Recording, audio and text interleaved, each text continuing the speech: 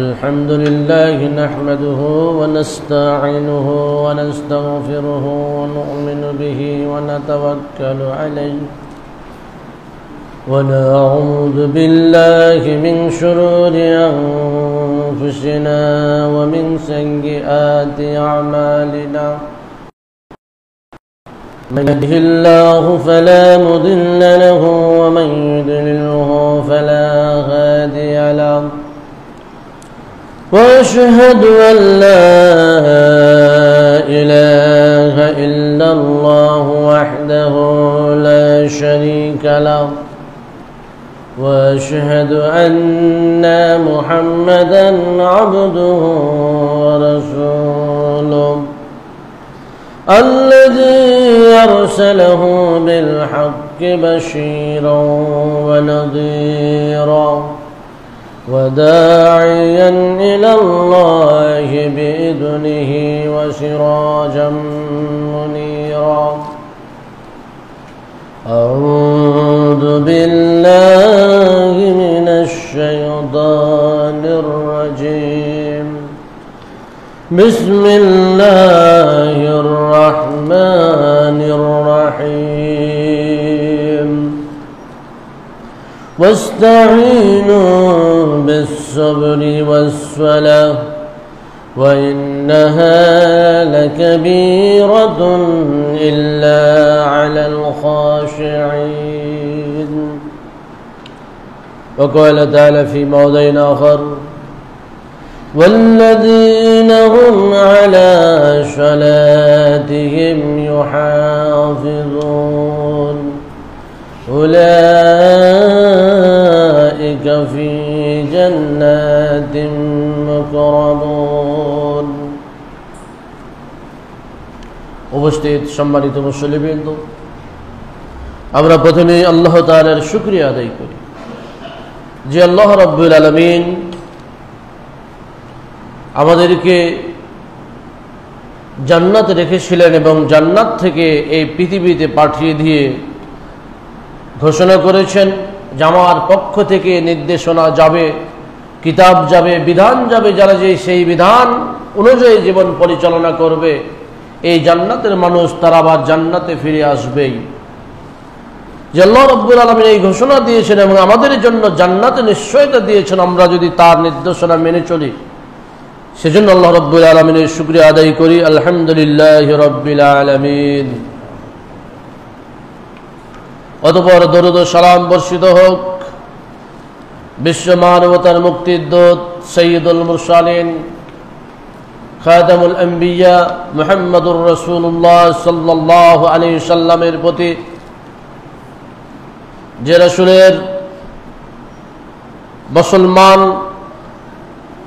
একজন মানুষ মুসলমান হলে প্রথমে যে কাজ করতে হবে সে বিষয়ে নির্দেশনা দিয়েছেন। একজন মানুষের হুঁশ থাকা পর্যন্ত, জ্ঞান থাকা পর্যন্ত যে ইবাদত পালন করা আবশ্যকীয়, যে ইবাদতের ব্যাপারে কোনো ছাড় নেই, সে ইবাদতের ব্যাপারে সার্বিক দিক নির্দেশনা দিয়েছেন। এবং তিনি মৃত্যুর লগ্ন সময়েও যখন তিনি মুমূর্ষ অবস্থায় ছিলেন তখনও বারবার বলছিলেন আসসালাতু আসসালাতু মা মালাকাত আইমানুকুম, সালাত সালাত। এই সালাতের গুরুত্ব এত বেশি দিয়েছেন যে তিনি মৃত্যুর যখন মারা যাচ্ছেন তখনও সালাতের কথা বলছেন। সে রাসূলের প্রতি আমরা দরুদ পাঠ করি, আল্লাহুম্মা সাল্লি আলা মুহাম্মাদি ওয়া আলা আলি মুহাম্মাদ সাল্লাল্লাহু আলাইহি ওয়াসাল্লাম। সম্মানিত উপস্থিতি, সালাত এই বিষয়ে আমরা অনেক পূর্বে আলোচনা করেছি, কিন্তু এই সালাতের যে গুরুত্ব এবং সালাত আদায়ের যে বাধ্যবাধকতা, এই বাধ্যবাধকতা আমাদের মধ্যে থেকে উঠে গিয়েছে। আমরা মসজিদে আসি না, আমরা সালাত আদায় করি না, আমরা নিজেরাও যদি কোনোভাবে সালাত আদায় করি, আমাদের যে সন্তান তাদেরকে সালাত আদায়ের ব্যাপারে নির্দেশনা দেই না, নির্দেশ দেই না, যার ফলে একটি শিশু সালাতবিহীন অবস্থায় বড় হয়ে উঠছে এবং সে যখন বড় হচ্ছে তার কাছে মনে হচ্ছে সালাতটা আমাদের জীবনের কোনো অংশ নয়। অথচ একজন মুসলমানের জীবনের গুরুত্বপূর্ণ অংশ হচ্ছে সালাত। কোরআনুল কারীমে আল্লাহ রাব্বুল আলামিন সালাতের বিষয়ে এত গুরুত্ব দিয়েছেন, এতবার আলোচনা করেছেন, কোন কোন বিদ্বান বলেছেন 100 বারের বেশি জায়গায় সালাতের কথা বলেছেন, কেউ 82 বারের কথা বলেছেন যে আল্লাহ তাআলা সরাসরি সালাতের নির্দেশ দিয়েছেন 82 জায়গায়। বিভিন্ন মত রয়েছে, তবে আল্লাহ যে সালাতের ব্যাপারে বহুবার কোরআনুল কারীমে বলেছেন এই ব্যাপারে কোনো মতপার্থক্য নেই। আল্লাহ রাব্বুল আলামিন কোরআনুল কারীমে অসংখ্য জায়গায় বলেছেন।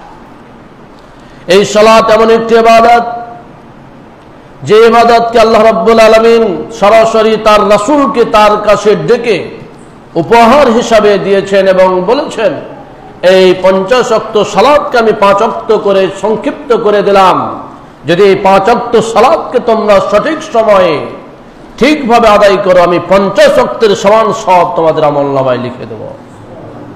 সালাত এমন একটি ইবাদত যে সালাতের ব্যাপারে আল্লাহ রাব্বুল আলামিন কোরআনুল কারীমে যেমন বহু জায়গায় আলোচনা করেছেন, তেমনি এটা যে শুধুমাত্র উম্মতে মুহাম্মাদের ইবাদত নয়, বরং যত নবী রাসূল এসেছিলেন সকল নবী রাসূল এবং তাদের সন্তান তাদের উম্মতের উপরে ফরজ ছিল, সে বিষয়ে কোরআনুল কারীম নির্দেশনা দিয়েছে। আল্লাহ তাআলা বলেছেন যে এটা শুধু তোমাদের নয়, আগের নবীদেরকে আল্লাহ নির্দেশ দিচ্ছেন সালাত আদায় করতে হবে।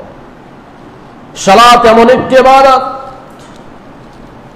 যেই সালাতের গুরুত্বকে অনুধাবন করে, যে সালাত আদায় করার গুরুত্বকে অনুধাবন করে হযরত ইব্রাহিম আলাইহিস সালাম তিনি তার সন্তানের তার পরিবারের বাড়ি নির্মাণ করলেন এমন এক জায়গায় যেখানে মসজিদ কাছেই। ইসমাইল আলাইহিস সালামকে কোথায় রেখে গেলেন?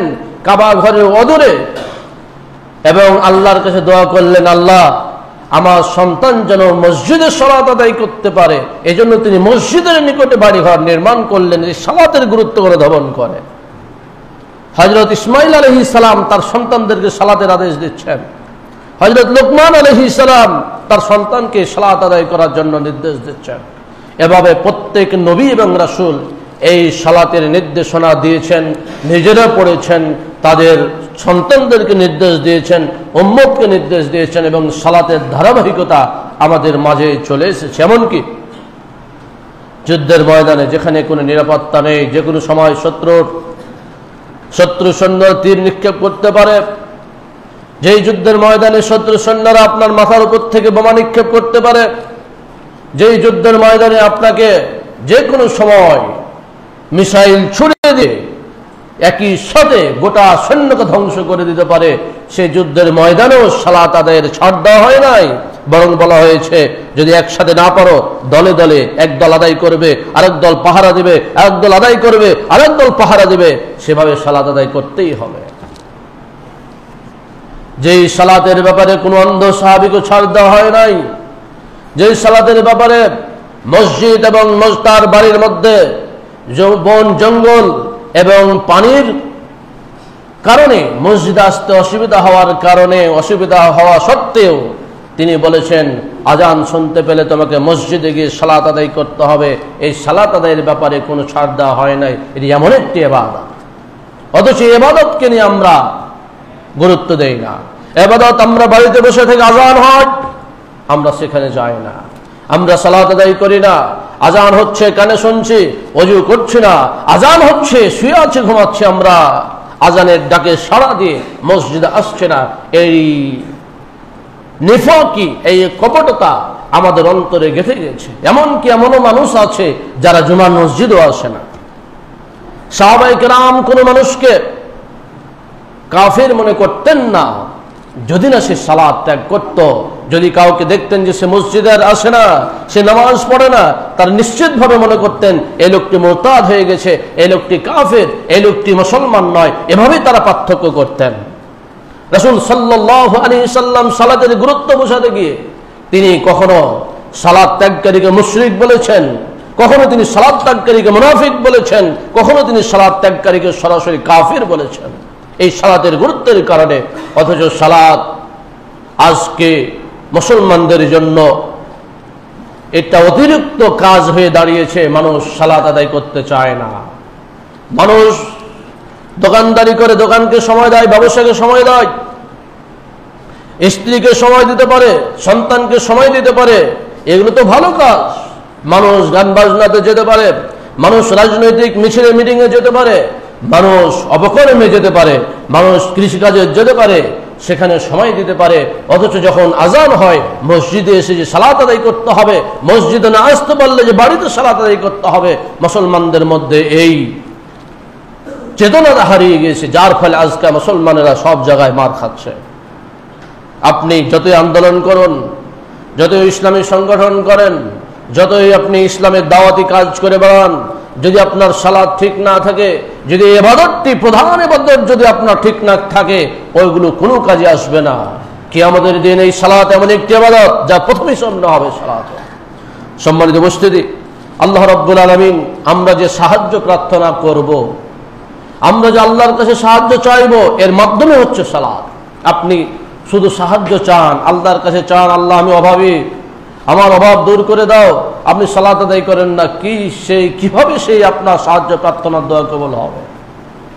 আপনার সন্তান পড়ালেখা করে না, সে সন্ত্রাসী হয়ে যাচ্ছে, আপনি আল্লাহর কাছে সাহায্য চাচ্ছেন, অথচ সালাত আদায় করেন না, কিন্তু আপনাকে সালাতের মাধ্যমেই আল্লাহর কাছে সাহায্য চাইতে হবে। আল্লাহ রাব্বুল আলামিন কোরআনুল কারীমে বলছেন, ওয়াস্তাঈনু বিস-সাবরি ওয়াস-সালাহ, ওয়াস্তাঈনু বিস-সাবরি ওয়াস-সালাহ, তুমি আল্লাহর কাছে সালাত এবং সবরের মাধ্যমে, ধৈর্যের মাধ্যমে আল্লাহর কাছে সাহায্য চাও। তাহলে ধৈর্য যদি আপনার না থাকে, আপনার সালাত যদি ঠিক না থাকে, তাহলে সাহায্য কিভাবে পাওয়া যাবে? আল্লাহ রাব্বুল আলামিন এর জন্য বলে দিচ্ছেন, ওয়া ইন্নাহা লাকাবীরাতুন ইল্লা আলাল খাশিঈন, তবে এই যে ধৈর্য এবং সালাত, এর মাধ্যমে আল্লাহর কাছে সাহায্য চাওয়া, এটা এত সহজ বিষয় নয়, এটা কঠিন। তবে কাদের জন্য সহজ?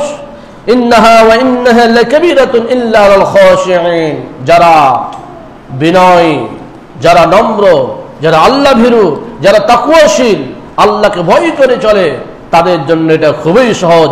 তারা এই সালাতের মাধ্যমে, তারা ধৈর্যের মাধ্যমেই আল্লাহর কাছে সাহায্য চাইবে। কারণ ইন্নাল্লাহা মা'আস সাবিরিন, নিঃসন্দেহে আল্লাহ রাব্বুল আলামিন যারা ধৈর্যশীল তাদের সঙ্গে থাকেন, তাদের সাহায্য করেন, তাদের বিপদে থাকেন, তাদের বিপদে পাশে দাঁড়ান, তাদেরকে সাহায্য করে বিপদ থেকে উদ্ধার করেন। সম্মানিত উপস্থিতি, আল্লাহ রাব্বুল আলামিন কোরআনুল কারীমে বহু জায়গায় সালাতের কথা বলেছেন, সালাতের আদেশ দিয়ে বলেছেন, হেফাজত করতে বলেছেন। এক আয়াতের মধ্যে তিনি বলছেন, হে নবী আপনি বলে দেন, কুল লিবাদিয়াল্লাযীনা আমানু ইকিমুস সালাহ, হে নবী আপনি আমার বান্দাদেরকে বলে দেন, যারা ঈমান এনেছে, যারা নিজেদেরকে মুসলমান দাবি করছে, তারা যেন সালাত কায়েম করে। ওয়া ইনফিকু মিম্মা রাযাকনাহুম সিররাও ওয়া আলানিয়া, এবং আমি তাদেরকে যে রিজিক দান করেছি, তাদেরকে যে আমি খাদ্য দিয়েছি, তাদেরকে যে আমি সম্পদ দিয়েছি, এই সম্পদ থেকে যেন তারা গোপনে প্রকাশ্যে আল্লাহর রাস্তায় ব্যয় করে, খরচ করে। ক্বাবলা ইয়াদা ইয়াউমুল লা বাইউন ফীহি ওয়ালা খিলাল, সেই দিন আসার পূর্বেই যেন তারা সালাত আদায় করে, সেই দিন আসার পূর্বেই যেন তারা আল্লাহর পথে তাদের সম্পদকে দান করে, যেই দিন কোনো বন্ধুত্ব থাকবে না, কেউ আপনাকে বন্ধু হিসাবে এসে সাহায্য করবে না, যেই দিন কোনো টাকা পয়সা থাকবে না, ক্রয় বিক্রয় থাকবে না, যে আপনি টাকা দিয়ে কিনে নেবেন, সেই দিন আসার পূর্বে তোমরা সালাত আদায় করো, তোমরা আল্লাহকে ভয় করো এবং আল্লাহর পথে দান করো। সম্মানিত উপস্থিতি, যেটা বলছিলাম যে হযরত ইব্রাহিম আলাইহিস সালাম এই সালাতের গুরুত্ব অনুধাবন করে তিনি কাবার পাশে তিনি ঘর নির্মাণ করলেন, তিনি বাড়ি নির্মাণ করলেন, তার সন্তানকে রেখে গেলেন এবং শেষে দোয়া করে বললেন, রব্বানা ইন্নী আসকানতু মিন যুররিয়াতি বিওয়াদি গায়রি জি যারইন, আল্লাহ হে আমাদের প্রতিপালক, ইন্নী আসকানতু মিন যুররিয়াতি, আমি আমার সন্তানকে আমি বসবাস করার জন্য রেখে গেলাম কোথায়? বিওয়াদিন, একটা উপত্যকায়, যেখানে কোনো কৃষিকাজ হয় না, যেখানে কোনো ফসল আবাদ চাষ করা হয় না, ইনদা বাইতিকাল মুহাররম, তোমার এই পবিত্র ঘরের পাশে। কেন পবিত্র ঘরের পাশে তিনি তার সন্তানকে রেখে গেলেন? আল্লাহ রাব্বুল আলামিন বলছেন, রব্বানা লিইকিমুস সালাতা, হে আমার প্রতিপালক, হে আমাদের প্রতিপালক, তারা যেন সালাত আদায় করতে পারে, এই মসজিদে তারা আসবে, মসজিদে এসে সালাত আদায় করবে, এজন্য তিনি বাড়ি নির্মাণ করলেন, সন্তানদের রেখে গেলেন মসজিদের পাশে। এরপরে দোয়া করে দিলেন, যেহেতু সেখানে কৃষিকাজ হতো না, যেহেতু সেখানে ফসল চাষ হতো না, এজন্য তিনি দোয়া করলেন, ফাজআল আফইদাতাম মিনান নাস তাহবি ইলাইহিম, রব্বুল আলামিন যেহেতু সেখানে কোনো কিছু চাষবাদ হয় না, এজন্য তুমি মানুষের অন্তরকে সেদিকে ঝুঁকিয়ে দাও। ওয়ারযুকহুম মিনাস সামারাত, এবং তাদেরকে ফসল ফলাদি থেকে রিজিক দান করো, লাআল্লাহুম ইয়াশকুরুন, তারা অবশ্যই যাতে তোমার শুকরিয়া আদায় করতে পারে, তারা কৃতজ্ঞতা প্রকাশ করতে পারে। এজন্য দেখবেন মক্কায় কিছুই তেমন চাষ হয় না, কিন্তু এমন কোনো ফল নেই পৃথিবীতে চাষ হয় সেখানে নাই, সেখানে যায় না। ইব্রাহিম আলাইহিস সালামের দোয়া। ইব্রাহিম আলাইহিস সালাম এই সালাতের গুরুত্বগুলো ধারণ করে তার সন্তানের বাড়ি তৈরি করলেন, বাড়ি নির্মাণ করলেন, তাকে রেখে আসলেন বাইতুল্লাহর পাশে, যাতে সালাত আদায় করতে পারে। শুধুমাত্র এটি নয়, তিনি আবার দোয়া করে দিলেন, রব্বি জাআলনি মুকিমাস সালাত, রব্বুল আলামিন তুমি আমাকে সালাতের পাবন্দী করে দাও। আমাকে শুধু নয়, ওয়া মিন যুররিয়্যাতি, এবং আমার সন্তানদেরকেও সালাতের পাবন্দী করে দাও, সালাত আদায়কারী বানিয়ে দাও। রব্বানা ওয়া তাকাব্বাল দুআ, রব্বুল আলামিন তুমি তো দোয়া কবুল করি, হে আমাদের প্রতিপালক, ওয়া তাকাব্বাল দুআ, তুমি দোয়া কবুল করো। কিভাবে ইব্রাহিম আলাইহিস সালাম সালাতের গুরুত্ব অনুধাবন করেছে, নিজে পড়লেন, নিজের জন্য দোয়া করলেন, আল্লাহ তুমি আমাকে সালাত আদায়কারী বানিয়ে দাও, আমাকে নামাজি বানিয়ে দাও। আবার সন্তানের জন্য দোয়া করলেন, রব্বুল আলামিন আমি একাই সালাত আদায় করলে তো হবে না, আমার সন্তানকে তুমি নামাজি বানিয়ে দাও। আমরা নিজেদের জন্য দোয়া করি, কোনোদিন সন্তানকে দোয়া করি না। সন্তানদেরকে মসজিদে নিয়ে আসতে চাই না, নিয়ে আসবেন। ছোট বাচ্চাদেরকে মসজিদে নিয়ে আসতে হবে। একেবারে ওই ছোট বাচ্চা নয় যারা ডিস্টার্ব করে, যারা ভালো মন্দ বুঝতে শিখেছে, যারাকে চুপ বললে চুপে যাবে, এরকম বাচ্চাদেরকে আপনারা মসজিদে নিয়ে আসবেন। সালাত আদায় করা তারা দেখবে, আপনার সালাত দেখে অন্যান্য মুসল্লিদের সালাত দেখে তারা উদ্বুদ্ধ হবে, তারা এখন থেকে শিখবে কিভাবে সালাত আদায় করতে হয়। এই ছেলেটি বা এই বাচ্চাটি বড় যখন হবে, আপনার সাথে করে মসজিদে যে আসা শিখেছে, সে মসজিদ আর ছাড়বে না। এই সন্তানটি চোর হবে না, এ সন্তান বাটপার হবে না, এ সন্তান সন্ত্রাসী হবে না, এ সন্তান গাঁজাখোর হবে না, এই সন্তান ভালো সন্তান হবে যদি আপনি মসজিদমুখী করেন। আর যদি আপনার সাথে সম্পর্ক নেই, সে মসজিদে আসে না, আপনার সাথে সম্পর্কে দূরত্ব বেড়ে যাচ্ছে, আপনি যখন মসজিদে আসবেন, এই সন্তান বন্ধুদের সাথে খেলবে, বন্ধুদের সাথে বিভিন্ন খারাপ কাজে লিপ্ত হবে, এই সন্তান আপনার আয়ত্তের বাইরে চলে যাবে। সম্মানিত উপস্থিতি, এজন্য আমাদের আম্বিয়া ইকরাম, আমাদের পূর্ববর্তীরা এই সালাতের পাবন্দির জন্য সালাতের সাথে করে বাচ্চাদেরকে মসজিদে নিয়ে যেতেন, সাহাবায়ে কেরাম নিয়ে যেতেন। রাসূল সাল্লাল্লাহু আলাইহি সাল্লামের ছেলে সন্তান না থাকলে কি হবে, তিনি নাতিদেরকে নিয়ে যেতেন। সম্মানিত উপস্থিতি, এজন্য আল্লাহ রাব্বুল আলামিন যেখানে ইবাদতের কথা বলেছেন, যেখানে তার ইবাদতের কথা বলেছেন, সেখানে সালাতের কথা বলেছেন। আল্লাহ তাআলা শিখিয়ে দিয়ে বলছেন, ইন্নানি আনাল্লাহ, হে লোক সকল শুনে রাখো, আমি আল্লাহ, লা ইলাহা ইল্লা আনা, আমি ছাড়া কোনো ইলাহ নেই। বারবার তাগিদ দিয়ে বলছেন, ফাবুদুনি, আর আমাকেই ইবাদত করো, আমারই ইবাদত করবে, অন্য কারো ইবাদত নয়। এরপর তিনি বলছেন, ওয়া আকিমিস সালাতা লিযিকরি, ইবাদতের প্রধান ইবাদত হচ্ছে আমাকে স্মরণ করার জন্য তুমি সালাত আদায় করবে। এই ইবাদতের মধ্যে যত ইবাদত আছে তার মধ্যে প্রধান ইবাদত হচ্ছে সালাত। আল্লাহ যেখানে ইবাদতের কথা বলেছেন, সালাতের কথা বলেছেন। আর আরেকটা বিষয়, যেখানে ইবাদতের কথা বলেছেন, তিনি সেখানে রিজিকের কথা বলেছেন, যে তুমি সালাত আদায় করলে তোমার কাজের ক্ষতি হয়ে যাবে, রিজিক কমে যাবে, এটা তোমার ভাবনায় যেন না আসে, এটা তোমার চিন্তায় যেন না আসে, কারণ রিজিক আমিই দেব। আল্লাহ রাব্বুল আলামিন বলছেন, ওয়া আমরা আহলাকা বিসসালাত, হে লোক সকল, তোমরা তোমাদের পরিবারকে, তোমাদের সন্তানদেরকে সালাতের আদেশ দাও। এটা শুধু নবীর নির্দেশ নয়, এটা স্বয়ং আল্লাহর নির্দেশ। আমর আহলাকা, তুমি তোমার পরিবারকে, পরিবারের মধ্যে আপনার স্ত্রী হতে পারে, পরিবারের মধ্যে আপনার সন্তান হতে পারে, ছেলে হতে পারে, মেয়ে হতে পারে, আপনার স্ত্রী হতে পারে, সবাই পরিবারের সদস্য।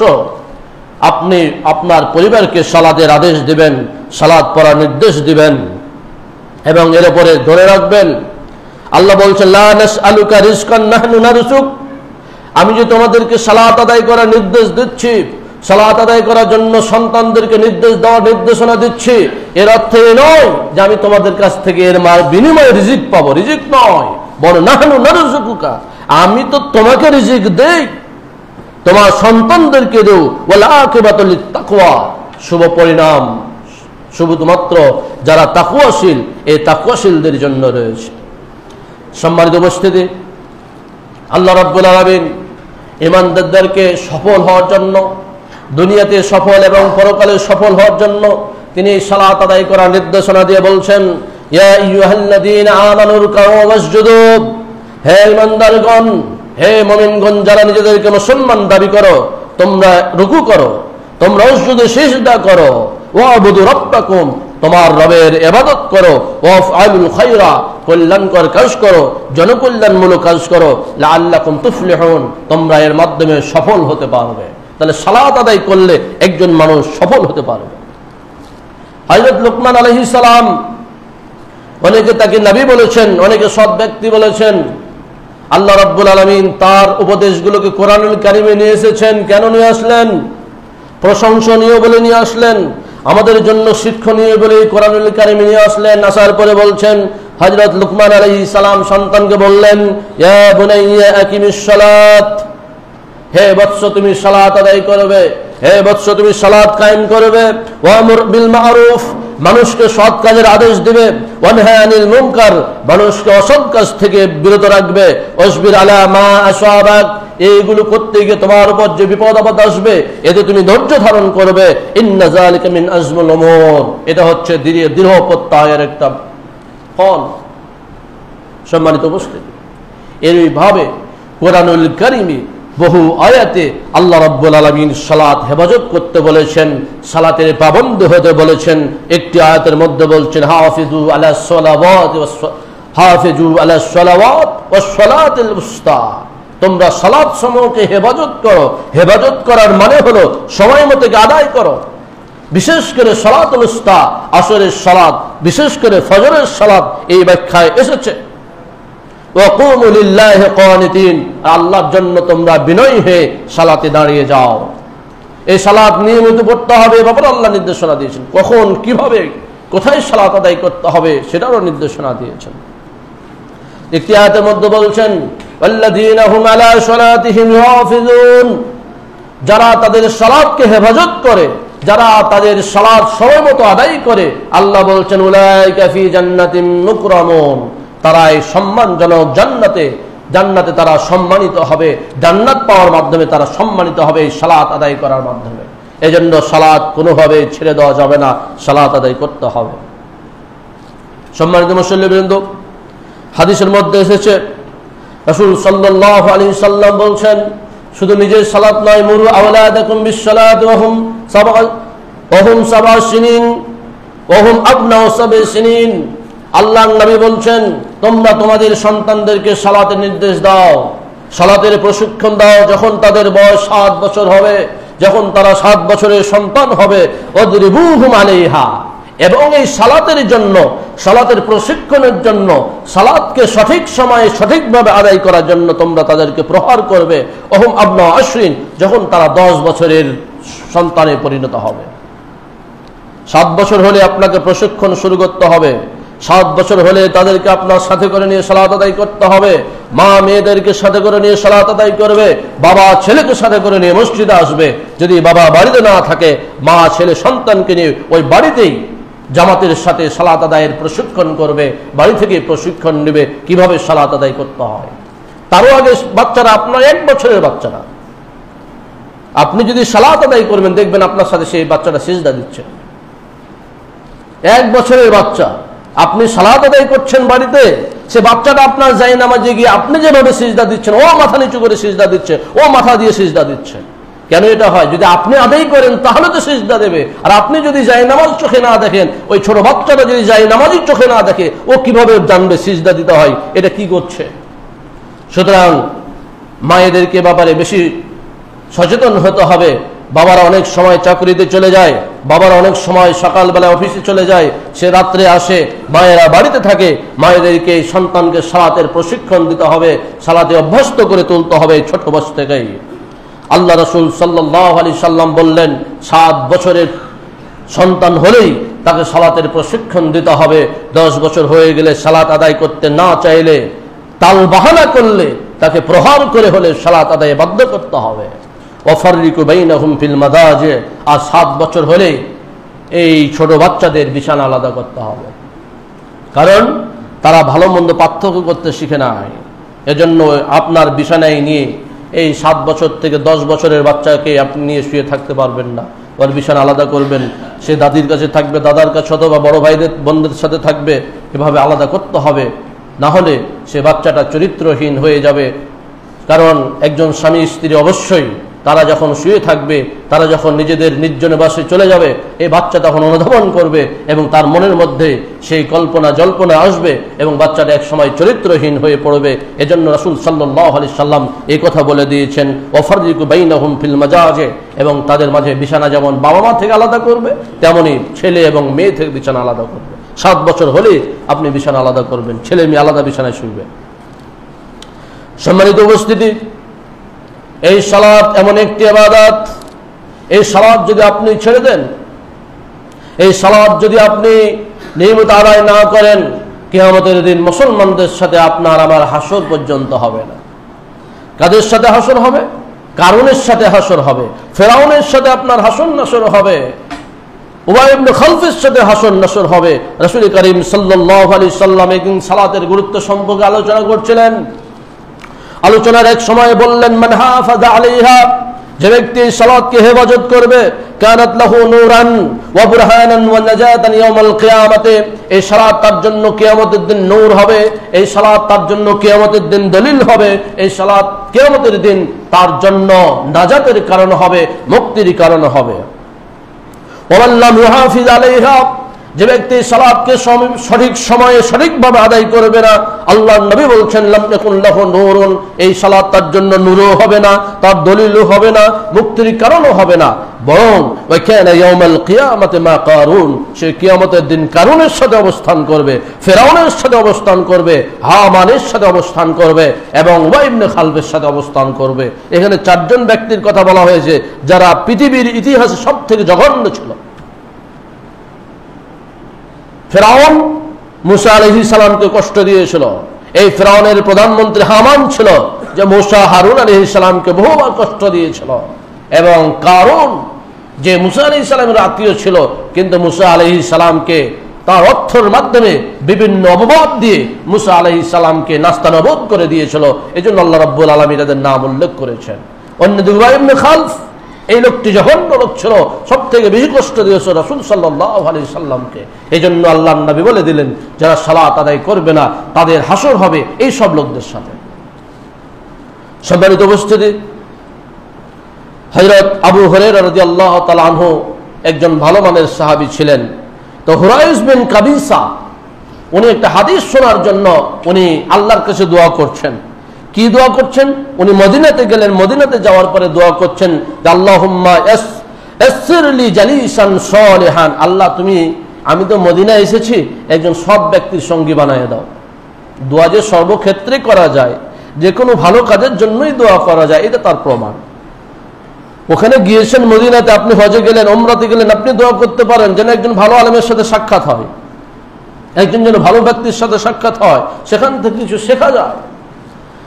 তাই হুরাইস বিন কাবিসা উনি মদিনাতে গেলেন, মদিনাতে যাওয়ার পরে দোয়া করলেন, আল্লাহ রাব্বুল আলামিন তার সাক্ষাৎ করে দিলেন সাহাবী আবু হুরায়রা রাদিয়াল্লাহু তাআলা আনহুর সাথে। এবার তিনি তাকে বললেন, হে আবু হুরায়রা, ইন্নী সাআলতুল্লাহা ইয়ারযুকানি জালিসান সালিহান, আমি তো আল্লাহর কাছে দোয়া করেছিলাম আল্লাহ রাব্বুল আলামিন যেন আমাকে একজন সৎ সঙ্গী দান করেন, যার সাথে আমি কোরআন হাদিস নিয়ে আলোচনা করতে পারবো, যাকে আমি জিজ্ঞেস করতে পারবো। সুতরাং আপনি আমাকে একটা হাদিস শোনান, যে হাদিস আপনি রাসূল সাল্লাল্লাহু আলাইহি ওয়াসাল্লাম শুনেছেন, যেটাতে আমি উপকৃত হব। আবু হুরায়রা রাদিয়াল্লাহু তাআলা আনহু বলা শুরু করলেন, قال رسول الله صلى الله عليه وسلم إن أول ما يحاسب به العبد يوم القيامة من صلاته, কিয়ামতের দিন মানুষের বান্দার সর্বপ্রথম যে বিষয়ে হিসাব নেওয়া হবে সেটা হচ্ছে তার সালাত। আপনি অনেক ভালো কাজ করেছেন কিন্তু সালাত ঠিক নেই, লাভ হবে না, আপনি ধরা খেয়ে যাবেন। আল্লাহর নবী বললেন, সর্বপ্রথম হিসাব নেওয়া হবে তার সালাতের। ফাইন সালুহাত কাদ আফলাহা ওয়া আনজাহা, যদি সালাত সঠিক থাকে, সালাত যদি আদায় করে থাকে, সে সফল হবে, সে মুক্তি পাবে। ওয়াইন ফাসাদাত ফাকাদ খাবা ওয়া খাসিরা, আর যদি সালাতকে ফাসাদ করে থাকে, সালাতকে সঠিকভাবে আদায় না করে থাকে, সে ধ্বংস হয়ে যাবে, সে ক্ষতিগ্রস্ত হবে, তার অন্যান্য আমলগুলোতে ধরা খেয়ে যাবে। সালাত ঠিক, অন্যান্যগুলো ঠিক থাকবে। কারণ একজন মানুষ যে 5 ওয়াক্ত সালাত আদায় করে সে অন্যায় কাজ করতে পারে না। যে একজন মানুষ 5 ওয়াক্ত সালাত আদায় করে তার মাধ্যমে জিনা ব্যভিচার হতে পারে না। যে ব্যক্তি 5 ওয়াক্ত সালাত সঠিক সময়ে সঠিকভাবে আদায় করে থাকে সে দুর্নীতি করতে পারে না। যে ব্যক্তি সঠিক সময়ে সালাত আদায় করে থাকে সে ঘুষ খেতে পারে না, সে সুদ খেতে পারে না। এজন্য রাসূল সাল্লাল্লাহু আলাইহি সাল্লাম বলে দিলেন, কাদ আফলাহা ওয়া আনজাহা, সে সফল হলো এবং মুক্তি পেল। ওয়া ইন ফাসাদাত, আর যদি সালাত ধ্বংস করে থাকে, খাওয়া একেবারে ধ্বংস এবং ক্ষতিগ্রস্ত হয়। সম্মানিত উপস্থিতি, এজন্য সালাতের ব্যাপারে আমাদের গুরুত্ব দিতে হবে। সালাত সঠিক সময়ে সঠিকভাবে আদায় করতে হবে। বিশেষ করে আসর এবং ফজরের সালাত খুবই গুরুত্বপূর্ণ সালাত। এই সালাতে ফেরেশতাদের পালাবদল হয় এবং আল্লাহর কাছে রিপোর্ট পেশ করে। আল্লাহ রাসূল সাল্লাল্লাহু আলাইহি সাল্লাম বলছেন, ইয়াতাকাবুনা ফীকুম মালায়েকাতুম বিল-লাইলি ওয়া মালায়েকাতুম বিন-নাহার ওয়া ইয়াজতামিউনা ফী সালাতিল ফজর ওয়া সালাতিল আসর। ফেরেশতারা তোমাদের সাথে মিলিত হন, রাতের ফেরেশতারা এবং দিনের ফেরেশতারা। ওয়া ইয়াজতামিউনা ফী সালাতিল ফজর ওয়া সালাতিল আসর, তারা আসর এবং ফজরের সালাতের সময় একত্রিত হয়। সুম্মা ইয়ারুদুল্লাযীনা ইয়াতু ফীকুম, এরপরে যে সকল ফেরেশতারা তখন আসে, আরেক দল ফেরেশতা চলে যায়। ফায়াসআলুহুম ওয়া হুম আ'লামু বিহিম, এরপরে যখন আল্লাহর কাছে চলে যায়, আল্লাহ আমাদের অবস্থা সম্পর্কে ভালো জানেন। তারপরে ফেরেশতাদেরকে জিজ্ঞেস করেন, আমার বান্দাদেরকে কি অবস্থায় ছেড়ে আসলে? এই ফেরেশতারা তখন বলেন, তারাকনাহুম ওয়া হুম ইউসাল্লুন, হে আল্লাহ, আমি যখন তাদেরকে ছেড়ে আসলাম তখনও সালাত আদায় করছিল, আবার আমরা যখন তাদের কাছে গিয়েছিলাম তখনও তারা সালাত আদায় করছিল। মানে আসরের সময় যখন আসলো তখনও সালাত আদায় করছিল, আবার ফজরের সময় যখন চলে যাচ্ছে তখন আপনাকে আমাকে সালাত আদায় করা অবস্থায় দেখতে পেয়ে আল্লাহর কাছে রিপোর্ট দিচ্ছেন। তাহলে এই রিপোর্টটা কেমন হবে যখন আল্লাহ জানবেন যে আমার বান্দা তখনও সালাত আদায় করছিল, এখনো সালাত আদায় করছে। আর যদি আল্লাহর কাছে রিপোর্ট যায়, আল্লাহ তাদেরকে দেখে আসলাম তারা তখনও সালাত আদায় করছিল না, এখন যে আসলাম এখনো সালাতে নাই। যে আল্লাহ আমাদেরকে, আমাদের নবীকে মেরাজে দেখে এত সম্মানিত করে এই 50 ওয়াক্ত সালাতকে 5 ওয়াক্ত করে সংক্ষিপ্ত করে দিয়ে বলে দিলেন যে এই 5 ওয়াক্ত সালাত আদায় করলে 50 ওয়াক্তের সওয়াব দেওয়া হবে। এই আল্লাহ রাব্বুল আলামিন, তার মনের মধ্যে কি হবে? আল্লাহর কি ক্ষতি হবে? আমরা যদি সালাত আদায় না করি আল্লাহর ক্ষতি হবে? আল্লাহর পুরস্কার কমে যাবে? আল্লাহর কোনো ক্ষতি হবে না। আল্লাহ শুধুমাত্র আমরাই ক্ষতিগ্রস্ত হব। আমরা যে জান্নাত থেকে এসেছিলাম আবার জান্নাতে ফিরে যেতে পারবো না। সম্মানিত উপস্থিতি, রাসূল সাল্লাল্লাহু আলাইহি সাল্লাম এর কাছে 3টি জিনিস প্রিয় ছিল, তার মধ্যে একটি হচ্ছে তার স্ত্রীরা। স্ত্রী অবশ্যই একজন স্বামীর কাছে প্রিয় হবে। যদি কোনো স্ত্রী স্বামীর কাছে প্রিয় না হতে পারে, যদি কোনো স্বামী তার স্ত্রীকে ভালোবাসতে না পারে, তাহলে জানতে হবে এখানে কোনো ঝামেলা রয়েছে। আল্লাহ রাসূলের কাছে তার 11 জন স্ত্রী ছিলেন, সবাই প্রিয় ছিলেন। এরপরে তার কাছে প্রিয় ছিল সুগন্ধি, এবং শেষে আল্লাহর নবী যেটা বলছেন, ওয়া জুইলাত কুররাতু আইনি ফিস সালাতে, আমার জন্য আমার সালাতের চক্ষুকে শীতল করা হয়েছে, এই সালাত আমার জন্য প্রিয় ছিল। সম্মানিত উপস্থিতি, বিশেষ করে ফজরের সালাত, এই ফজরের সালাত অনেক গুরুত্বপূর্ণ সালাত। এই সালাত যদি আদায় করা না হয় সারাদিন খারাপ অবস্থায় যাবে, সারাদিন উদাসীনতার মধ্য দিয়ে যাবে, সারাদিন মনোমালিন্য অবস্থায় যাবে, মন মরা অবস্থায় যাবে। কারণ শয়তান যে আমাদের মাথায় 3টি গিট মারে। আল্লাহর নবী বলছেন, একজন মানুষ যখন রাত্রে শুইতে যায় তখন ইয়াতাকাদু শাইতানু আলা কাফিহি রাস আদিকুম ইযা হুয়া নামা সালাসা উকাদিন, 3টা গিট মারে। 3টা গিট মারে আর বলে, আলাইকা লাইলুন তাবিল, তোমার জন্য দীর্ঘ রাত রয়েছে, তুমি ঘুমাও, আরাম করো আর ঘুমাও। আজান হয়ে গেল, আজান হয়ে যাওয়ার পরে যদি আপনি জাগরিত হয়ে যান, ফাযাকারাল্লাহ, এবং সে যদি দোয়া পাঠ করে, আলহামদুলিল্লাহিল্লাযী আহইয়ানা বা'দা মা মাতানা ওয়া ইলাইহিন নুশুর, আল্লাহর নবী বলছেন, ইনহাল্লাত উকদাতুন, একটি গিট খুলে যায়। ফাইন তাওয়াদ্দা, এরপর যখন সে উঠে ওযু করে আরেকটি গিট খুলে যায়।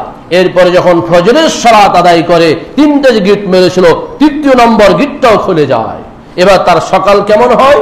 আল্লাহর নবী বলছেন, ফাআসবাহা নাশীতান, সে উদ্যমী হয়ে, আনন্দমুখ হয়ে, তিবান নফস, মনের মধ্যে কোনো দুঃখ থাকে না, মনের মধ্যে কোনো কষ্ট থাকে না, মনের মধ্যে কোনো পীড়া থাকে না, সুন্দর মুখ, উজ্জ্বল মুখ নিয়ে সকাল করে। আর যদি দোয়াও পাঠ করলো না, সে ওযুও করলো না, সালাতও আদায় করলো না, তাহলে কেমন হবে? আল্লাহর নবী বলছেন আসবাহা খাবিসান নফস, নোংরা মন মানসিকতা নিয়ে সে জাগ্রত হবে এবং কাসলান, উদাসীন হয়ে সে অলস অবস্থায় সে সকাল করবে, তার সারাদিনটা খারাপ অবস্থায় যাবে, ভালো অবস্থায় যাবে না। সম্মানিত উপস্থিতি, এজন্য আমাদেরকে এই সালাত ঠিকভাবে আদায় করতে হবে। রাসূল করিম সাল্লাল্লাহু আলাইহি সাল্লাম যখন কোনো সাহাবীকে কোনো আহলে কিতাব অথবা অন্যান্যদের কাছে দাওয়াত দিয়ে পাঠাতেন, তখন প্রথম যে দাওয়াতটা দিতে বলতেন সেটা হচ্ছে সালাতের দাওয়াত। কালিমা পড়বে, কালিমা পড়ার পরে যে কাজটি করতে হবে সেটি হচ্ছে সালাত আদায়। এরপরে আল্লাহ রাব্বুল আলামিন সালাতকে আমাদেরকে হেফাজত করার জন্য বলেছেন। এমনকি কেউ যদি অসুস্থ হয় তবুও সালাত আদায় করতে হবে। প্রয়োজনে চেয়ারে বসে সালাত আদায় করতে হবে, তাও সালাত আদায় করতে হবে। বিছানায় শুয়ে সালাত আদায় করতে হলে বিছানায় শুয়ে সালাত আদায় করতে হবে। সাহাবায়ে কেরামের মধ্যে একজন সাহাবী হযরত ইমরান ইবনে হুসাইন রাদিয়াল্লাহু তাআলা আনহুর এরকম অসুখ ছিল, পাইলসের রোগ ছিল। কেউ বলছেন হাঁটুতে ব্যথা ছিল, হাঁটু সোজা করতে পারছিলেন না। তা আল্লাহ রাসূলকে গিয়ে বলে, হে আল্লাহর নবী, আমি তো অসুস্থ, আমি কিভাবে সালাত আদায় করব? আল্লাহর নবী বললেন, সল্লি কায়মান, তুমি দাঁড়িয়ে সালাত আদায় করবে। ফাইল্লাম তাস্তাতি ফাকআইদান, যদি তুমি দাঁড়িয়ে সালাত আদায় না করতে পারো বসে সালাত আদায় করবে।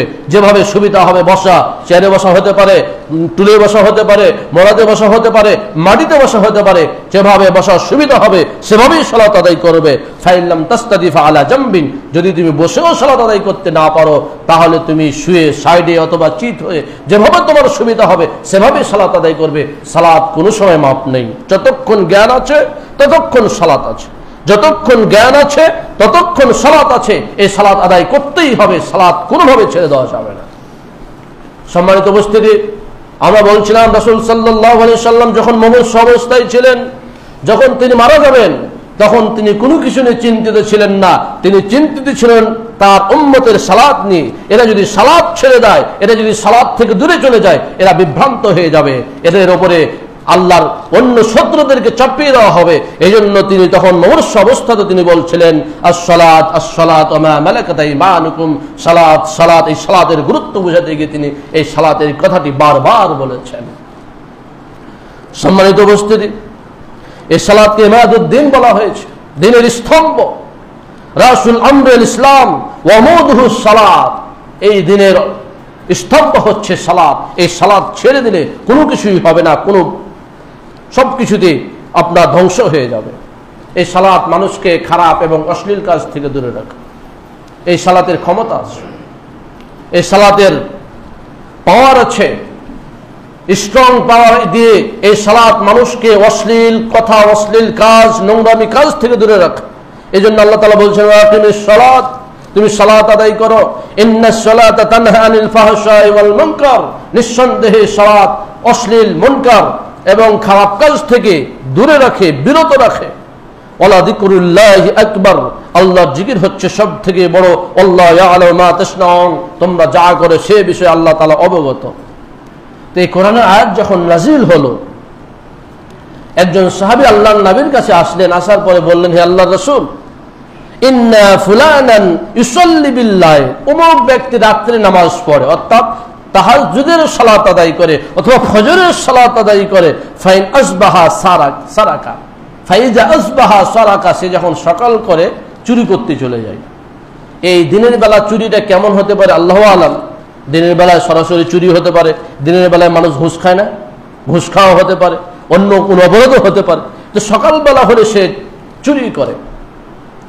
আল্লাহর নবী বললেন, ইন্নাহু সায়ানহাহু মা ইয়াকুল, এই যে তার সালাত, সে যে সালাত আদায় করে, এই সালাত খুব শীঘ্রই তাকে এই অপরাধ থেকে, চুরির কাজ থেকে অবশ্যই বিরত রাখবে। কারণ আল্লাহ বলেছেন, আল্লাহর কথা অবশ্যই সত্য, যে সালাত মানুষকে অশ্লীল এবং অপকর্ম থেকে দূরে রাখবে। তার যদি সালাত সঠিক হয় তাহলে অবশ্যই তাকে ঘুষ খাওয়া, চুরি করা থেকে বিরত রাখবে। তো আমরা এখন দেখি আমাদের অনেকে আসে সালাত আদায় করে বা ঘুষও খায়, আসে না? আপনি দেখবেন বিভিন্ন অফিসে সালাতও আদায় করে, নামাজের সময় হলে নামাজ পড়তে চলে যায়, আবার নামাজ পড়ে এসে ঘুষ খায়। তো এটা কেন হয়? আর কারণ হচ্ছে যে সে সঠিকভাবে সঠিক নিয়তে সালাত আদায় করে না, লোক দেখানোর জন্য সালাত আদায় করে, যাতে মানুষ বুঝতে না পারে লোকটা ঘুষখোর। বিভিন্ন উপায়ে, বিভিন্ন পন্থায়, বিভিন্ন কলা কৌশলে আপনার কাছ থেকে ঘুষ নিয়ে নাই, এটা যাতে আপনি বুঝতেও না পারেন, জাতি যাতে খারাপ মানুষ না বলে, এটা দেখানোর জন্য সে সালাত আদায় করে। এই জন্য তাকে এই সালাত তাকে ঘুষ খাওয়া থেকে দূরে রাখতে পারে না। সম্মানিত উপস্থিতি, এই সালাত খুব গুরুত্বপূর্ণ ইবাদত। আল্লাহর রাসূল একটি উদাহরণ দিতে গিয়ে বলছিলেন, লাউ আন্না নাহরান বিবাবি আহাদিকুম, যদি তোমাদের বাড়ির সামনে কারো নদী একটা থাকে এবং পুকুর থাকে বা নদী থাকে এবং সে 5 বার সেই নদীতে গোসল করে, হাল ইয়াবকা মিন দারানিহি শাইউন, তার শরীরে কি কোনো ময়লা থাকবে? সাহাবায়ে কেরাম বললেন, লা ইয়াবকা মিন দারানিহি শাইউন ইয়া রাসূলুল্লাহ, হে আল্লাহর রাসূল, তার শরীরে তো কোনো ময়লা থাকতে পারে না। তখন আল্লাহর রাসূল বললেন, ফাযালিকা মাসালুস সালাওয়াতিল খামস, এরকম হচ্ছে 5 ওয়াক্ত সালাত যে ব্যক্তি সঠিকভাবে আদায় করবে, ইয়ামহুল্লাহু বিহিন্নাল খতায়া, এই সালাত যত গুনাহ করেছে আল্লাহ রাব্বুল আলামিন এই গুনাহগুলোকে দূর করে দিবেন। অন্য হাদিসে এসেছে, আল্লাহর নবী বলছেন, ধরো তোমাদের কেউ দূরে কোথাও চাকরি করে, কোনো কাজ করে, এবং ওখানে যেতে 5টি নদী পার হতে হয় এবং 5 বার সে নদী পার হয়ে যায়, 5 বার সে নদী পার হয়ে আসে, তাহলে কি তার শরীরে কোনো ময়লা থাকবে, তার শরীরে কোনো ঘাম থাকবে? জাতীয় কথা বলেছেন। সাহাবায়ে কেরাম বললেন, হে আল্লাহর নবী, কোনো ঘামই থাকতে পারে না। তখন আল্লাহর রাসূল বললেন যে কাযালিকা সালাওয়াতুল খামস, অনুরূপ হচ্ছে 5 ওয়াক্ত সালাত যে আদায় করবে তার আমলনামায় কোনো গুনাহ থাকবে না। আরেকটি হাদিসের মধ্যে এসেছে, হযরত মুআয ইবনে আবি তালহা জিজ্ঞেস করছেন আল্লাহর রাসূলকে, যে আখবিরনি বিআমালিন আমালুহু ইয়াদখুলুল জান্নাহ, এমন একটি আমলের কথা বলুন যে আমল করলে আমি জান্নাতে প্রবেশ করতে পারবো, সে আমল আমাকে জান্নাতে প্রবেশ করাবে। ফাসাকাতা সুম্মা সাআলতুহু সালিসা ফাকালা সাআলতু আন যালিকা রাসূল সাল্লাল্লাহু আলাইহি সাল্লাম। এরপরে 3 বার জিজ্ঞেস করার পরে তিনি চুপ থাকলেন। চতুর্থবারে তিনি বললেন, আলাইকা বিকাসরাতিস সুজুদ, তোমার জন্য করণীয় হচ্ছে সিজদা করা, অর্থাৎ সালাত আদায় করা। কারণ ফাইন্নাকা লা তাসজুদু লিল্লাহি সাজদাতান, যখন তুমি আল্লাহর জন্য একটি সিজদা দিবে, ইল্লা রাফাআকাল্লাহু বিহা দারাজাতান, এর মাধ্যমে আল্লাহ তোমার 1 গুণ মর্যাদা বৃদ্ধি করে দেবেন, তোমার আমলনামা থেকে একটি গুনাহ ছড়িয়ে দেবেন এবং তোমার 1 গুণ মর্যাদা বৃদ্ধি করে দেবেন। কিসের মাধ্যমে? সালাত আদায় করার মাধ্যমে। রাসূলকে যখন জিজ্ঞেস করা হলো, রাসূল সাল্লাল্লাহু আলাইহি সাল্লাম সালাত আদায় করার কথা বললেন। আর সেই প্রসিদ্ধ হাদিস, রাবিয়া বিন কাব রাদিয়াল্লাহু তাআলা আনহু রাসূলের খেদমত করতেন, লম্বা হাদিস। রাসূল সাল্লাল্লাহু আলাইহি সাল্লাম একদিন তাকে বললেন, তুমি কিছু চাও। ওই সাহাবী বলছেন, কি চাইবো? আমি একটু সময় দেন, আমি ভেবে চিনতে চাইবো। আল্লাহ রাসূল তাকে সময় দিলেন। সে দেখলো যে আমি যদি দুনিয়ার কিছু চাই তাহলে তো দুনিয়াতে পাবো, পরকালে পাবো না। এজন্য তিনি বারবার বললেন যে দুনিয়া তো যা কিছু আছে সব ধ্বংস হয়ে যাবে, আন্নাদ দুনিয়া মুনকাদিয়াতুন জাইলাতুন, দুনিয়া বিচ্ছিন্ন হয়ে যাবে, দূর হয়ে যাবে। ওয়ান্নালি ফিহা রিজকান সায়াকফিন ওয়ায়াতিনি, এই পৃথিবীতে যে আমার রিজিক আছে, সেই রিজিক আমি যতদিন আছি বেঁচে থাকবো আল্লাহ রিজিক দেবে, এগুলো খাওয়াই যথেষ্ট। অবশেষে কয়েকদিন পরে আল্লাহ রাসূল সাল্লাল্লাহু আলাইহি সাল্লামের কাছে গিয়ে বললেন, ইয়া রাসূলুল্লাহ, আমি আপনার মুরাফাকাত চাই ফিল জান্নাহ, আমি দুনিয়ার এই সব কিছু চাই না, আমি জান্নাতে গিয়ে আপনার সাক্ষাৎ চাই, জান্নাতে গিয়ে আপনার সঙ্গ চাই, অন্য কিছু চাই না। রাসূল বারবার বলছেন অন্য কিছু চাও। আল্লাহ রাসূল বলছেন, ওই সাহাবী বলছেন, না, আমি আপনার সাথে জান্নাতেই থাকতে চাই। আল্লাহ রাসূল বললেন, তাহলে তোমাকে সাহায্য করতে হবে। কিভাবে সাহায্য করতে হবে? আল্লাহর নবী বললেন, তোমাকে সালাত আদায় করার মাধ্যমে আমাকে সাহায্য করতে হবে, বেশি বেশি সিজদা করার মাধ্যমে তোমাকে আমাকে সাহায্য করতে হবে। সম্মানিত উপস্থিতি, এই আমাদের মুসলমানেরাই যখন কেউ জান্নাতে যাবে, কেউ জাহান্নামে যাবে, পাশাপাশি জান্নাত জাহান্নাম, ওপরে জান্নাত থাকবে, নিচে জাহান্নাম। জাহান্নামীরা তাকাবে, জান্নাতীর ওপর থেকে জিজ্ঞেস করবে, মা সালাকাকুম ফি সাকার, আরে তোমরা কেন জাহান্নামে গেলে? কোন আমলের কারণে তোমরা জাহান্নামে গিয়েছো? আল্লাহ তাআলার ভাষায় বলছেন, মা সালাকাকুম ফি সাকার ক্বালু লাম নাকুম মিনাল মুসাল্লিন, আমরা জাহান্নামের জন্য এসেছি যে আমরা মুসল্লি ছিলাম না, আমরা নামাজি ছিলাম না, এইজন্য জাহান্নামে এসেছি। ওয়ালাম নাকুন নুতি'মুল মিসকিন, আমরা মিসকিনদেরকে খাদ্য খাওয়াতাম না। ওয়া কুননা নাখুজু মাল খাওয়াজিন, যারা সালাত আদায় করে এদেরকে ঠাট্টা বিদ্রূপ করতাম। তাদের সাথে আমিও তাদেরকে ঠাট্টা বিদ্রুপ করতাম, যারা এই সালাত আদায়কারীদেরকে ঠাট্টা বিদ্রুপ করতে। সমাজে আছে না যারা সালাত আদায় করে এদেরকে একটু টিটকারি মারে? আল্লাহ তাআলা বলে দিচ্ছেন যারা জাহান্নামে থাকবে এবং জান্নাতি এবং জাহান্নামীদের সাথে যখন কথা হবে তারা তখন মানে স্বীকার করে নেবে যে আমরা এগুলো করতাম, এই জন্য আজকে আমরা জাহান্নামে এসেছি। সম্মানিত উপস্থিতি, এই সালাত অবশ্যই আমাদেরকে আদায় করতে হবে এবং সঠিক পন্থায় সালাত আদায় করতে হবে। যারা সালাত আদায় করে না তাদেরকে আল্লাহ রাসূল সাল্লাল্লাহু আলাইহি ওয়াসাল্লাম কখনো কাফির, কখনো মুশরিক, কখনো কাফির বলেছেন। এবং হুযায়ফা ইবনে ইয়ামান রাদিয়াল্লাহু তাআলা এক ব্যক্তি একদিন দেখলেন যে সে সালাত আদায় করছে কিন্তু রাসূলের পদ্ধতিতে সালাত হচ্ছে না। তখন তিনি বললেন, তুমি কতদিন থেকে এভাবে সালাত আদায় করছো? সে বলল, আমি 40 বছর থেকে এভাবে সালাত আদায় করছি। হযরত হুযায়ফা ইবনে ইয়ামান বললেন, তুমি যদি এভাবে 40 বছরও সালাত আদায় করতে থাকো আর এভাবেই মারা যাও, তবে তুমি লামিত্তা আলা গায়রি ফিতরাতি মুহাম্মাদিন সাল্লাল্লাহু আলাইহি সাল্লাম, তবে তুমি ফিতরাতে মুহাম্মদের উপরে মারা যাবে না, অন্য ফিতরাতের উপরে মারা যাবে, তোমার সালাতই হয় না। এজন্য সালাত আদায় করতে হবে। অবশ্যই সালাত যাতে রাসূল সাল্লাল্লাহু আলাইহি সাল্লামের দেওয়া পদ্ধতিতে হয় এদিকে খেয়াল রাখতে হবে। আল্লাহ রাব্বুল আলামিন আমাদের সকলকে 5 ওয়াক্ত সালাত সঠিক সময়ে সঠিকভাবে আদায় করার তৌফিক দান করুন। আল্লাহুম্মা আমিন।